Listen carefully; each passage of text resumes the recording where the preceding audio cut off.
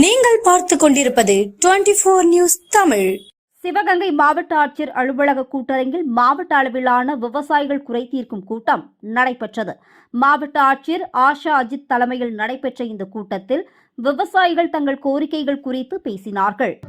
இந்த ஆண்டு பருவமழை பொழித்து போனதால் முற்றிலுமாக விவசாயம் பாதிக்கப்பட்டு விவசாயிகள் தங்களுடைய நிலங்களில் தண்ணீர் இல்லாமல் உரம் அல்லது களை எடுக்க முடியாமல் விவசாயம் பாதிப்புக்குள்ளாகி இருக்கிறது. ஆகவே உடனடியாக மாவட்ட நிர்வாகமும் தமிழ்நாடு அரசும் பாதிக்கப்பட்டிருக்கிற இந்த வருவாய் கிராமங்களில் கணக்கீடு எடுத்து குறிப்பாக வறட்சி நிவாரணமும் 2024-25க்கான பயிர் காப்பீடு தொகையும் உடனடியாக வழங்குவதற்கு மாவட்ட நிர்வாகம் நடவடிக்கை எடுக்க வேண்டும் கேட்டுக்கொள்கிறோம். இந்த ஆண்டுனாலும் இந்த இன்சூரன்ஸை எங்களுக்கு முழுமையாக கிடைக்கிறதுக்கு அதுக்கு தகுந்த அதிகாரிகளும் அரசு சார்ந்ததும் எங்களுக்கு நிறைவேற்றி கொடுக்கணும்.